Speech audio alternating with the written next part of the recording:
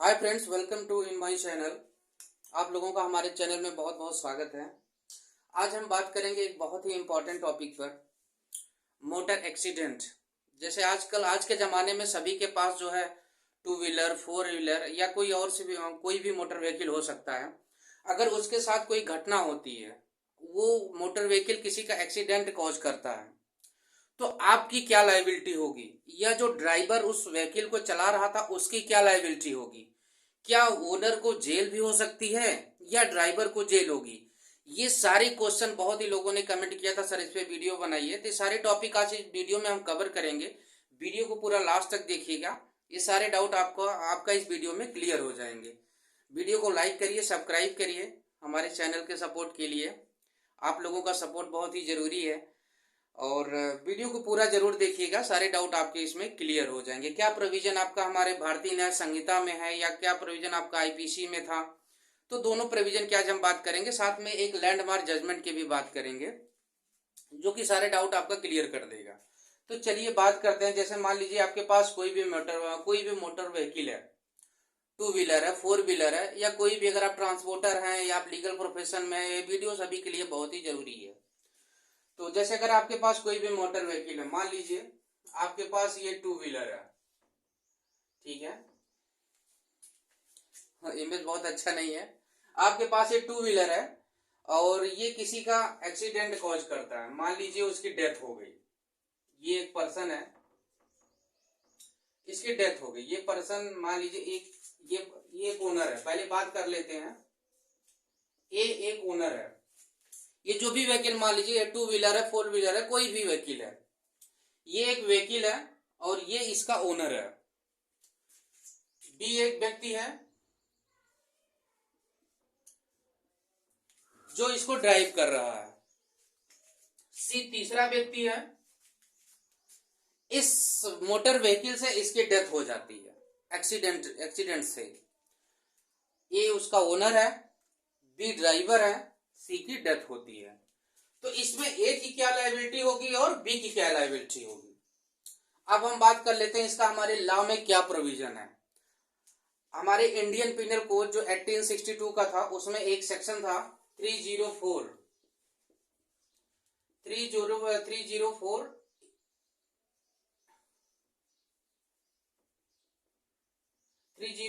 ए।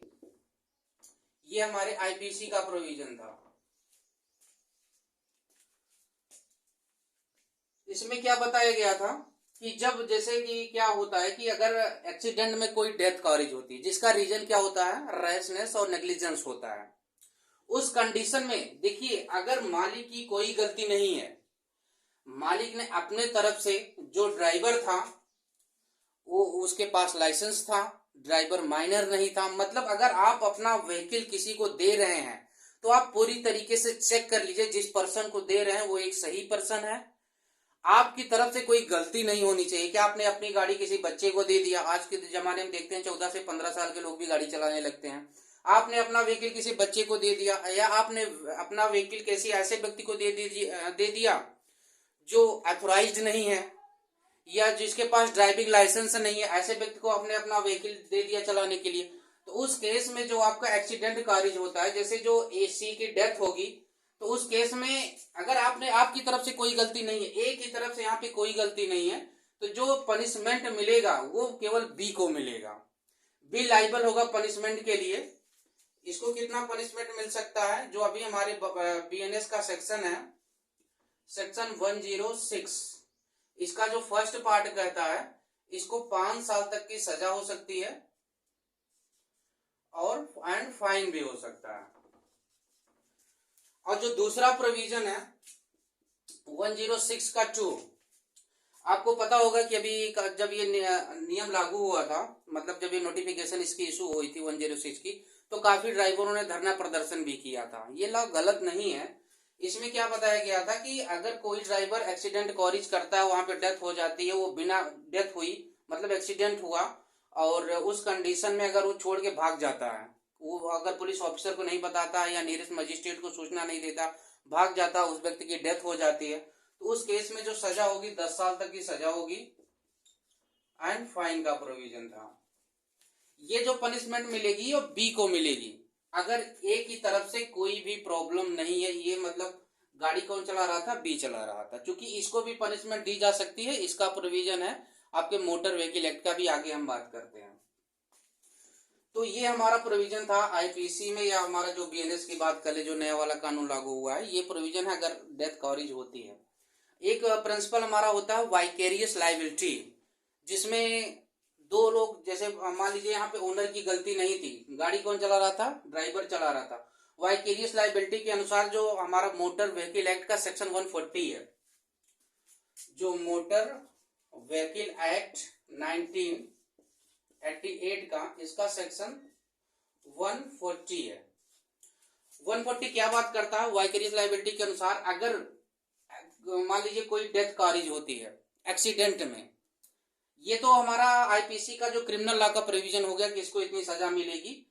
और दूसरा जो हमारा मोटर व्हीकल एक्ट क्या कहता है, क्या ओनर पूरी तरीके से बच जाएगा, नहीं बचेगा। ओनर को भी कंपनसेशन पे करना पड़ेगा, जिसको सेक्शन 140 बात करता है।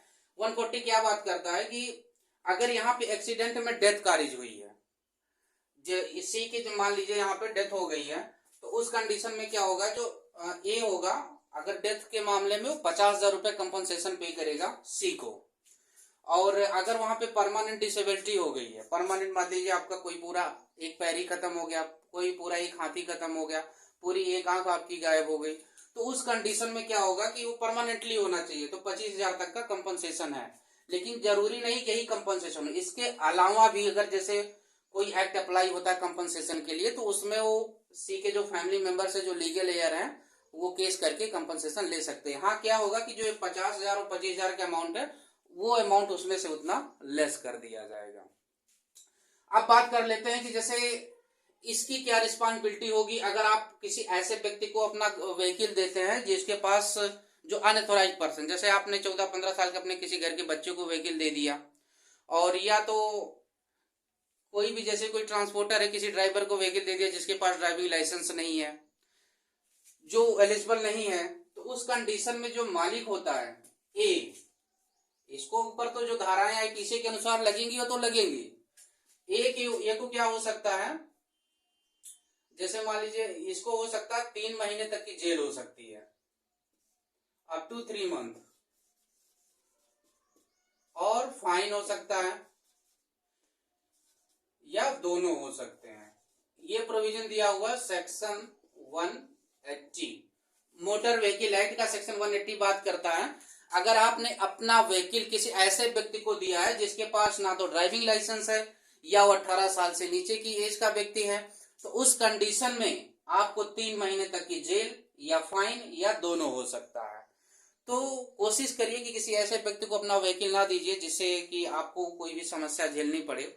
एक क्वेश्चन की बात और कर लेते हैं कि जैसे इस कंडीशन में, जैसे आपने अपना गाड़ी किसी ऐसे व्यक्ति को दिया जिसके पास ड्राइविंग लाइसेंस नहीं है, तो क्योंकि जो इंश्योरेंस कंपनी होती है उसकी क्या लायबिलिटी होती है, तो वो क्या होती है कि जैसे आपने अपना व्हीकल किसी ऐसे व्यक्ति को दिया जिसके पास ड्राइविंग लाइसेंस नहीं है, तो आप जब थर्ड पार्टी इंश्योरेंस आपका था, आप क्लेम करेंगे, तो मैक्सिमम क्या होता है कि वहां पे इंश्योरेंस कंपनियां जल्दी उसको सेटिस्फाई, जल्दी उसको प्रोवाइड नहीं करती कंपनसेशन, क्योंकि गलती किसकी थी, यहाँ पे ओनर की थी। ओनर को चेक करना चाहिए था ना कि उसके पास ड्राइविंग लाइसेंस था कि नहीं था, वो 18 साल से नीचे का है तो क्यों दे दिया। अगर इंश्योरेंस कंपनी कंपनसेशन पे करती है तो बाद में उसके पास ये राइट है कि ओनर के ऊपर केस करके वो जितना कंपनसेशन उसने किया था इसी के लीगल एयर्स को, वो जो है ओनर से रिकवर कर लेगा। तो ये सारा प्रोविजन था आज का इस वीडियो में। फिर भी आपका कोई अगर क्वेश्चन हो इस वीडियो से रिलेटेड या कोई भी मोटर व्हीकल से रिलेटेड, तो आप हमको कमेंट सेक्शन में बताइएगा। और साथ में एक केस अभी बचा हुआ मैं बात कर लेता हूं। एक केस था जवाहर सिंह वर्सेस बाला जैन। जवाहर सिंह वर्सेस बाला जैन। जवाहर सिंह वर्सेस बाला जैन। इस केस में कोर्ट ने क्या कहा था, इसमें जो वकील, जिसमें मतलब जो ओनर था, उसने अपनी गाड़ी एक माइनर को दे दिया था, अपनी बाइक एक माइनर को दे दिया था, जिससे किसी एक स्कूटर वाले की डेथ हो गई थी एक्सीडेंट में। तो उस केस में कोर्ट ने क्या कहा था कि ये जो जवाहरलाल है वो जितना भी उसका कंपनसेशन बनता है उसके लिए इसको लायबल ठहराया था जवाहर। ये बहुत ही लैंडमार्क जजमेंट है। उसने अपनी एक गाड़ी एक माइनर को दे दिया था। तो आप अपनी गाड़ी अपने पास रखें, वो दूसरे व्यक्ति को दे रहे हैं तब तक ना दें जब तक कि वो सारे लाइबिलिटी जो भी एलिजिबिलिटी है उसको क्राइटेरिया को पूरा नहीं करता, जो हमारे कानून में बताया गया मोटर व्हीकल एक्ट के 1988 में। फिर भी जरूरत हो तो ध्यान रखें, सावधानी रखें, क्योंकि दुर्घटना होने में समय नहीं लगता है। मिलते हैं फ्रेंड्स, आशा करता हूँ वीडियो आपको पसंद आई होगी। मिलते हैं अगली वीडियो में, तब तक के लिए नमस्कार।